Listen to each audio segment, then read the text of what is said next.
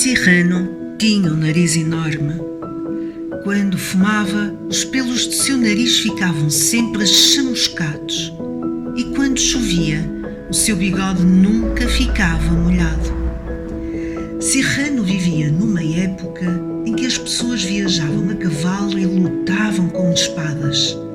As raparigas eram muito bonitas, mas quase nunca se lavavam.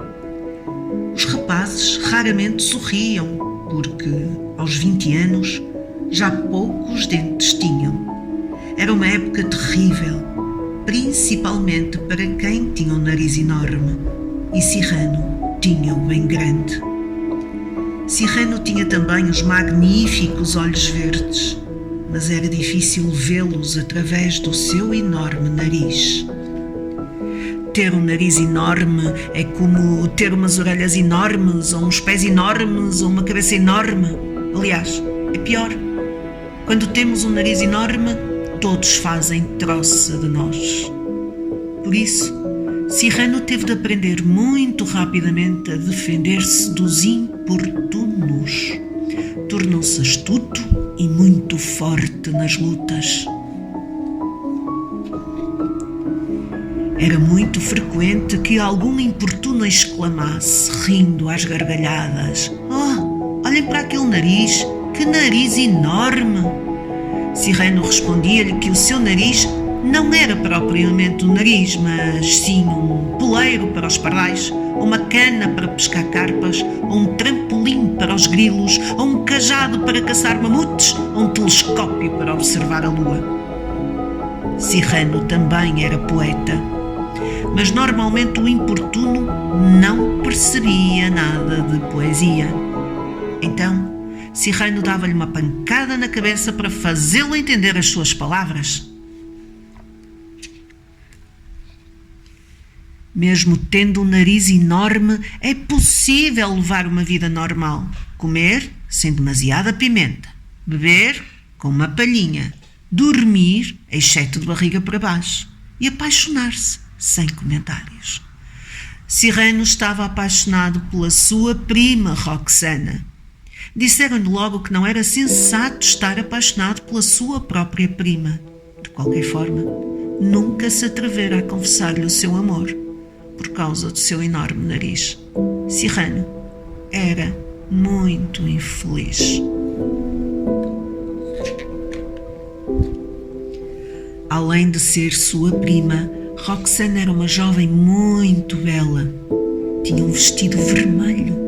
Era muito inteligente, mas pouco valente nas lutas. Mas isso não tinha importância nenhuma, porque, naquele tempo, as raparigas não lutavam, exceto as bisbilhoteiras.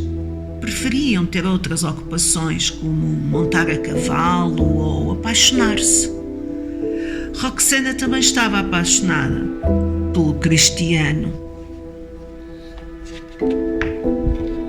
Cristiano era um tonto. Era como uma pedra. Aliás, ele só conseguia conversar com as pedras. Mas como era muito bonito, só falava com belos seixos, polidos pelo mar e dourados pelo sol. Cristiano também amava Roxana. Porém, ele também não ousava confessar-lhe o seu amor, por causa da sua tontice. Por outro lado, Roxana só amava a poesia. Cirrano era inteligente, muito forte nas lutas e poeta, mas era sobretudo muito generoso. Decidiu ajudar Cristiano a confessar o seu amor por Roxana, mesmo que isso o tornasse ainda mais infeliz. Cristiano andava aterrorizado com a ideia. Como ia ele encontrar-se com Roxana, ele que era tão tonto e que só sabia falar com as pedras? Cirrano disse-lhe para não ficar preocupado. Ele próprio falaria no seu lugar.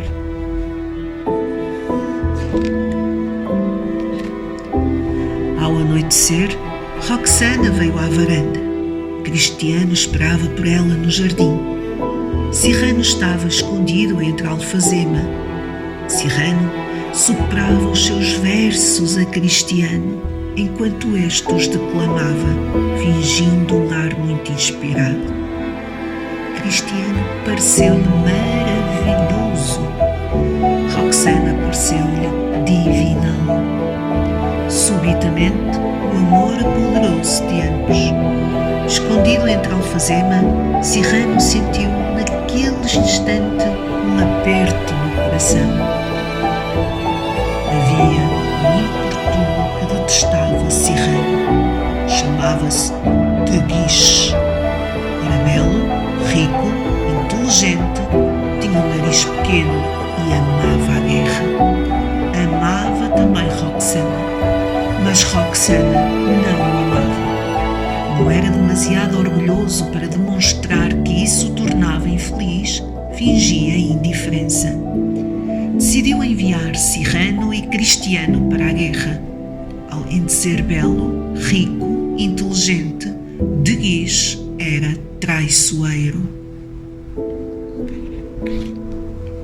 Felizmente, antes de partir para o campo de batalha, Cristiano casou com Roxana. Isso não impediu que Cristiano fosse para a guerra, mas agora estava casado, tinha uma mulher e podia andar envaidecido entre os outros soldados. Cristiano continuava tonto. A guerra é terrível. A guerra é a morte. A guerra é o ódio. A guerra é o medo. A guerra é o pranto. A guerra é o barulho. Aliás, a guerra é tão barulhenta que quem a pratica acaba por ficar completamente surdo. Já nem consegue ouvir o choro das crianças. Cristiano e Cyrano sentiram-se logo perdidos naquela batalha, cercados pelo inimigo. Os soldados estavam esfomeados e sonhavam com galinhas assadas e porcos grelhados. Cristiano estava assustado, mas Cyrano disse-lhe novamente para não ficar preocupado. Ele próprio combateria no seu lugar. À noite, quando a guerra ficava silenciosa, Cyrano pensava na sua amada. Escrevia-lhe todos os dias belas e saudosas cartas de amor, fazendo passar-se por Cristiano. Atravessava as vastas planícies para levar as suas cartas. Roxana ficava deslumbrada. Um dia, decidiu presentear o seu marido, visitando-o no campo de batalha. Mas que terrível equívoco! Quando Roxana chegou, Cristiano ficou desesperado ao perceber que o que ela realmente amava era a inteligência e as magníficas cartas escritas por Cyrano. Atormentado, fugiu para a guerra para ser morto. E foi morto. Roxana ficou destroçada e, entre o tumulto das armas, só estava Cyrano para a reconfortar. A guerra foi enfraquecendo até extinguir-se completamente. Todos os homens, isto é, os que ainda estavam vivos, regressaram a casa, onde os esperavam as suas mulheres, os seus filhos, as galinhas assadas e os porcos grelhados. Cyrano envelheceu. O seu nariz continuava enorme, mas agora estava mais descaído e enrugado. Roxana ainda sofria muito com a perda do seu marido na guerra. Já não tinha o seu vestido vermelho, agora andava vestida de preto. Vivia num convento. Cyrano visitava-a muitas vezes, porque continuava a amá-la.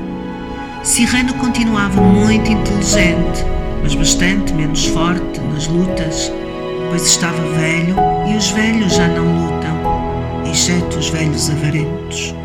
Um dia, um velho avarento deu-lhe uma bordoada na cabeça. Mesmo assim, Cyrano foi visitar Roxana.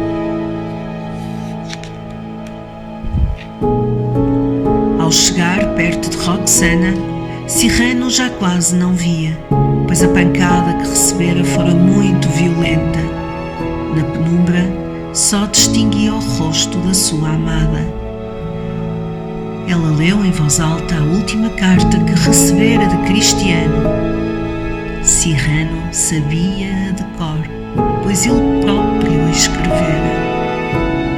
Roxana ouviu-o a recitá-la à medida que ela lia.